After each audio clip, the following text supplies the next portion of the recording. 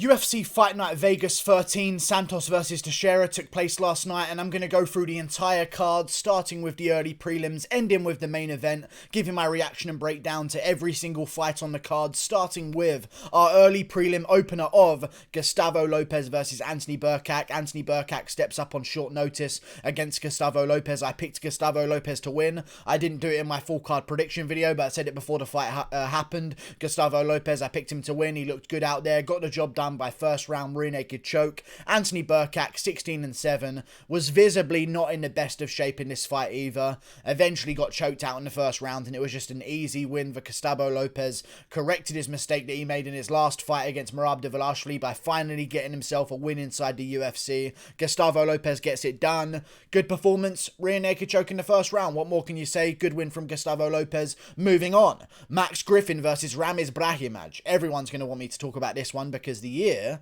is a big topic of discussion, okay? Because that is a very nasty injury, and I'm actually looking at it right now on UFC news alerts, and I'm having to click see photo past sensitive content. That's how bad the ear injury was. I've never seen the inside of someone's ear. It's kind of tasty. I'm joking, it's not tasty, it's just absolutely disgusting. I was wondering why they stopped it at first. I really didn't understand, but apparently it was the right hand from Max Griffin that did it. I thought it was like an elbow that he threw. I thought maybe the elbow had clipped him, but then it looked like the forearm maybe was the thing that did the damage, but then the ear actually tore apart from the right hand that Griffin landed. Griffin was landing good jabs in the fight. I actually picked Ramiz Brahimaj to get the job done against Griffin, but Brahimaj just was not pulling the trigger in the first two rounds, which is weird. It almost seems like Ramiz Brahimaj had the idea to beat Max Griffin by decision, despite stepping up on short notice. So I thought he was going to go out there and do things real quick, because that's what we've seen him do in his previous fights in his career. Go right in there, get straight into the action, throw big shots, wait for a mistake, and then latch up a submission. I thought he was a perfect guy to get an upset. The line closed on him as an underdog as well, but Max Griffin went out there, just stuck a jab in his face the entire night. I guess it was putting off his timing a little bit, but still a good win from Max Griffin. Yeah, you can't continue a fight with an ear like that. That's just going to be absolutely... Imagine if that ear completely came off. That would be so disgusting. But, yeah. Good job from Max Griffin. Good win from Max Griffin. Gets the job done by second round TKO. I think it was a third round TKO in the end, but still gets it done. Gruesome ear injury. Amazing stuff. Rosenstruik over him style. But still, moving on. Up the card, Darren Elkins versus Luis Eduardo Grigori. Good job, Darren Elkins. Grigori looked good on the feet, though. I will say that about the fight. It was a very good performance from Luis Eduardo Grigori. He did get ragdolled in the first round a little bit and taken down a lot. Clear first round to Darren Elkins. Second round was more of the same thing, but Luis Eduardo Grigori was landing good shots, good uppercuts, looked real good on the feet, and actually looked like he wasn't too gassed out on the feet either. He still had big pop in his shots, but Elkins has still got a chin this late in his career. Could have even won his last fight against Nate Landwehr. I gave it to Nate Landwehr after a couple of big shots that landed at the end of the third round, and that's the only reason I gave it to Nate Landwehr, but still, Elkins gets it done by submission in the third round. Very impressive performance. Another rear naked choke finish. Looks good against Luis Eduardo Grigori. I picked Elkins to win. By the way, I picked Brahimaj to win and Lopez. I'm 2-1 on the card so far. But, yeah, Elkins was a safe favourite in my opinion. Luis Eduardo Grigori has not fought good opponents his entire career. And it just shows when he comes up against a guy in Elkins. If you can't defend the takedowns, it's just going to be a long night for you. So, good job, Elkins. Put the pressure on. Did what he needed to do. Eventually, Eduardo Grigori gave him what he wants. Took his back standing, actually, to begin with, and then got the job done. But good performance by Darren Elkins. The damage reigns supreme. Moving on. Alexander Romanov versus Marcos Rodrigo de Lima. At least one of our heavyweight prospects got it done. Romanov had a real tough time with Marcos Rodrigo de Lima. De Lima came straight out there, and I thought, I said this at the start of the fight on my fight companion, I'm waiting for the inside leg kicks from Alexander Romanov. He throws them all the time. He loves inside leg kicks. It's one of his best techniques. But Marcos Rodrigo de Lima just went straight to his own inside leg kicks, chewed up the leg of Romanov, defended the takedowns well in the fight as well. But we saw, which is something that is very good to see, Romanov not getting his own way. Because Romanov has got his own way and destroyed a lot of opponents in his career.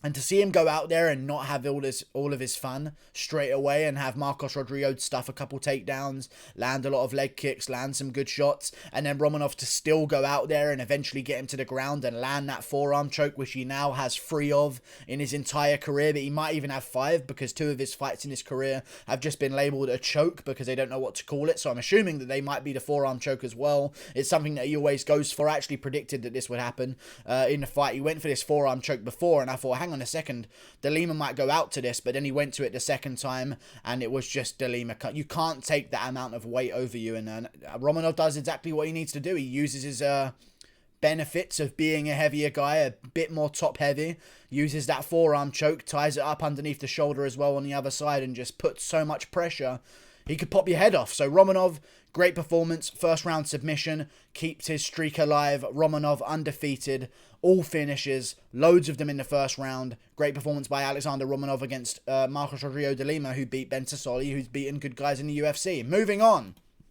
up the card to another fight on the prelims. I picked Romanov, by the way. I picked Giles. I know I picked Bevon Lewis, sorry, to win the fight. But Bevon Lewis didn't show up to the fight.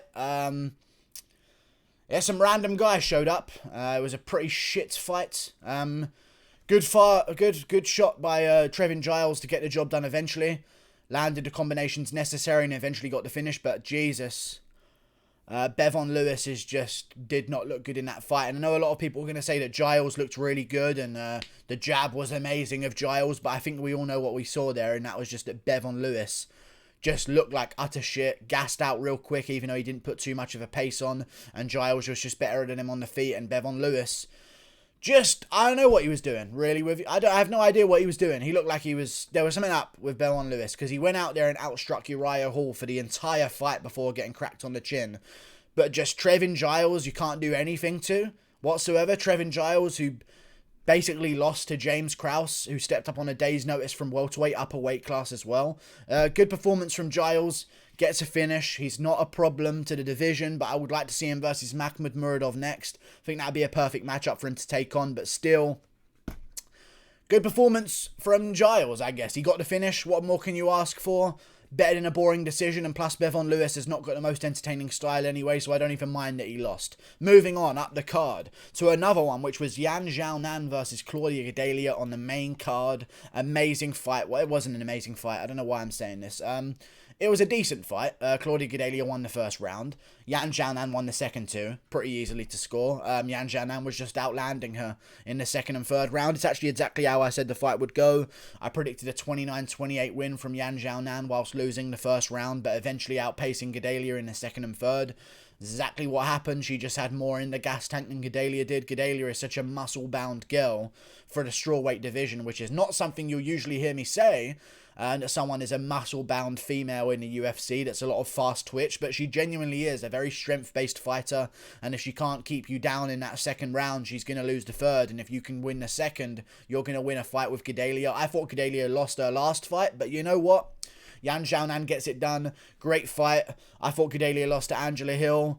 She goes out there, loses to Yan Xiaonan, still in the mix. I feel like Yan Xiaonan should take the shot from Suarez against Jędrzejczyk in February or March of next year. That would be ideal. Maybe on the same card as Zhang versus Namajunas. That would be even more ideal, just to build a bit of a storyline there, because Yan Xiaonan from China, Zhang Weili from China. It's a good fight to sell in China, you know what I mean, once we've got some crowds back. But still, good performance from Yan Xiaonan. Not the most impressive in the world, don't get me wrong, but showed good range control, dodged out the way of a lot of Gadelha's big shots, looked good on the feet. Moving on, Giga Chikadze versus Jamie Simmons. Obviously, you picked Giga Chikadze to win this one, everyone did. He was fighting a can in Jamie Simmons, and he made him look like a can, which is the first time Giga has done this in his entire career, okay? He fought a can, and he made him look like a can, because Giga Chikadze, he got gifted Brandon Davis, 10-7 at the time. Not a good fighter, really. Took him to a split decision. You know what I mean? Should have won the fight, in my opinion, but still, made it close enough to be seen as a split decision. Jamal Emmers steps in on short notice. Gimme fight for Chikadze, right? Wins it by close split decision, I believe. I think it might have been unanimous, but it was a very close fight. Erwin Rivera. Short notice replacement. Gimme fight, right? Makes it look really close. Omar Morales. Great performance against a good guy. Now I've respected Giga Chikadze. Picked him in this one here.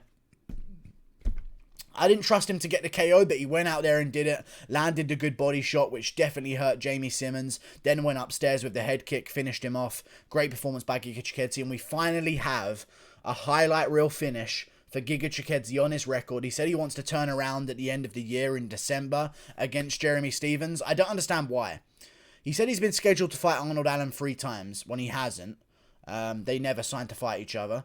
And apparently Arnold Allen pulled out at the end of negotiations, but Giga Chikadze, you were 1-0 in the UFC. Allen's top 10, ranked number 7. I don't even know why they would even be considering making that fucking fight. So that confuses me. I don't know. I genuinely don't believe that they were making that fight.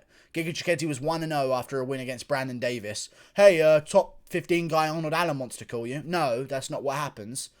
But, you know, he said he doesn't want Arnold Allen. He wants the guy that fell out of the Arnold Allen fight. I just thought it was a weird call out. Anyone else? Giga Chikadze looked really good. Great win. I'm glad he got the job done. We've got a new guy to watch out for at featherweight, but the call out was weird. Stephens and Arnold Allen were supposed to fight in December. In November even. Now they're scheduled backwards. Stephens is the one that got injured. Call out Arnold Allen. He hasn't got an opponent right now if you want to fight him so bad. But he called out the guy who's injured from the fight, Jeremy Stephens. So I don't know what's going to happen. I reckon they'll probably end up doing a Giga Chikadze versus Grant Dawson, Hakeem Dawodu, Daniel Pineda, something along these lines. But yeah, great performance from Chikadze, getting the job done. He wants to be on the December 19th card with a bunch of other Georgian fighters. In Merab Dvalishvili is on the card. Garam Kutazeledze as well is also on one of the cards. So I'm looking forward to it. Chikadze looked good. Moving on up the card. Raoni Barcelos versus Khalid Taha. Barcelos on a couple days' notice. Flawless performance. Steps in there, just murks him over 3 rounds. Barcelos is an absolute savage. Looking like a young Jose Aldo, this guy just said in the chat here, even though he's so much older than Jose Aldo right now in his career. Barcelos, I think he's 34 at the moment, just completely outclassed him in the fight. Every single round, used good takedowns, had good shots in the fight as well. Taha's really good at surviving, so that's why I picked Barcelos to win by unanimous decision, but still, Taha showed a great chin, good for him, but like... Barcelos just won the fight, walked straight through him, showed why he was so much of a favourite, just outclassed him on the feet, chopped at his legs, had Khalid Taha not being able to plant on his feet to land those power shots, and it was just basically Taha couldn't land, really. He was throwing big shots. It's not like he was hesitant and just standing there and watching, like other guys on this card and other people that have bad performances. He just tried, and it was just Barcelos was too much for him in the fight. It was a good performance. Barcelos gets it done. He wants a top 10, top 5 guy. You're not going to get that, but what you might get is a rebooking of the fight that was supposed to happen on Columbus in March of this year. Cody Stamann has just fallen out of a fight with Merab Dvalishvili. I say... do Raoni Barcelos versus Cody Stamann in February of next year once Stamann's back in action. That would be a great fight to make, and I'd look forward to it. Barcelos versus Stamann, rebook it. Let's make it happen. Barcelos has earned himself a ranked opponent. Before this, he beat Said Nurmagomedov. Give the guy a break. Moving on to the co-main event. Andre Arlovski versus Tanner Boser.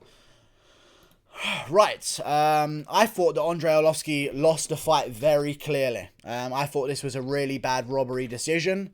I know a lot of people aren't saying that online, which I'm very surprised by, because I was sitting there and myself commentating to my live stream, reading out my chat room, and still counting strikes, seeing what landed and what didn't, and I had Boser clearly up on strikes every single round. 3-0. At a push, I could see 2-1 maybe. But, like, I thought it was clear to Tanner Boser. I really did think it was clear to Tanner Boser, and I'll read you some of these stats right now. They gave it to Andre Arlovski. First of all, we'll get to this. I'm not even mad that they gave it to Arlovski that much. It was a bad robbery. Don't get me wrong. It was really bad. But yeah, no, the UFC. Boser outlanded him 16-6 on significant strikes in the first round, 23-13 on significant strikes in the second round, 29-15 on significant strikes in the third round. To me, there's no argument regardless of who landed the bigger shots. That's just how I feel about the situation. Listen, I'm understanding if I don't know, let's say Tanner Boser landed 9 strikes and Arlovski landed 7 or 6 and Arlovski landed all the good shots, I'll give Arlovski that advantage. But when you get over doubled and nearly tripled in the first round, you don't win the round regardless of what shots you land. Because Boser landed a good amount of shots to the head as well, not that much less than Arlovski, by the way, and just kept outlanding him. And I'll say this again, people talk about how leg kicks don't matter. Yes, they do. They genuinely do matter. And I don't understand why people keep making that argument. Tanner Boser will have a headache for less time than Arlovski will have a limp. And that's a guarantee. But whatever they gave it to Arlovski, Boser should have had a better performance anyway, so I'm not even that mad about it. Like, it's kind of on Boser for making it a little bit closer than he should have done, but I still thought it was a clear fight. Don't know how they gave it to Arlovski, but people aren't complaining because Arlovski landed big shots, but none of them rocked Tanner Boser. None of them dropped him, and you don't get double points for shots. So, especially when you're getting your legs chewed up the whole fight. So it was interesting. They gave it to Arlovski. I say do Andre Arlovski versus Greg Hardy. That'd be a good matchup. I know Greg Hardy might not even be at ATC anymore, so that's a good matchup to make. Arlovski versus Hardy. Tanner Boser versus, say, a loser of an upcoming fight. We'll see how that one goes. Who's a loser of a good upcoming fight? Maybe do Tanner Boser versus Ben Rothwell. Already lost a fight. That makes more sense. Andre Arlovski versus Greg Hardy. Tanner Boser versus Ben Rothwell to see if he can bounce back in there and get back in the mix. Bad performance from Boser, but I still thought he won very clearly because he clearly outstruck him every single round. Almost tripled him in the first, almost doubled him in the second, and came one away from doubling him in the third. I thought Boser won, but it wasn't a good fight. It was shit. So, good job, Arlovski.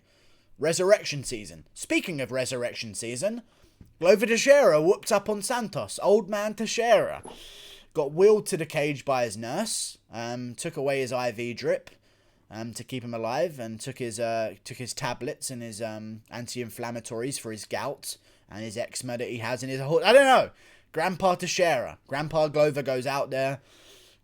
Just destroys Santos. Like, gets clipped in the first round, don't get me wrong, but other than that, just mushed Santos on the ground into nothingness. Destroyed him. Second round comes around. Dominant round for Teixeira. 10-8s him. Crazy, right? Absolutely bonkers. Teixeira's an old... He's 41. He's 41. God damn it. You know? Third round comes around. Santos cracks him. Looks like he's got him rocked, right? 41 years of age. Santos, you went to a split decision with John fucking Bones Jones with one leg. There's a 41-year-old man on the floor. He's semi-concussed. Get him. And he just didn't get him. And it was just Teixeira survives, gets back up, gets the double leg. Santos doesn't get an underhook, just tries to land rabbit shots in the clinch. Teixeira takes him down and smushes him again and gets the rear naked choke finish. And I will say this. Final. Teixeira deserves the title shot over Israel Adesanya. Don't make Adesanya versus Blachowicz. Make Teixeira versus Blachowicz. We need to see these fucking grandpas throw down. I genuinely don't care about Adesanya Blachowicz. And I would much rather either Teixeira get his moment at the belt at 41 years of age. The storyline is all there. The resurrection season is there. Or Jan Blachowicz defends his belt once. Gets a good finish over Glover Teixeira. Builds his own name value, then we sell an Adesanya versus Blachowicz matchup, because I don't think it would be fair.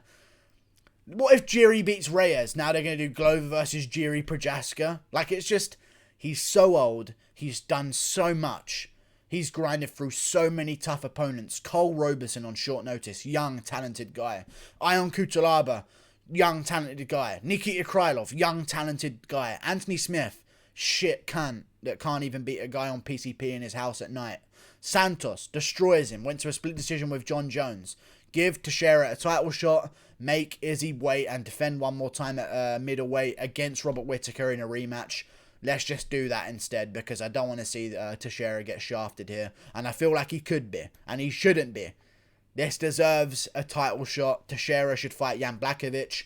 Let's make it happen. And then build Jan Blachowicz's name. And then we can make the Izzy fight. Let's not rush things. It was a good card overall. Overall on predictions, I went, 3-2 on the prelims, which ain't too good.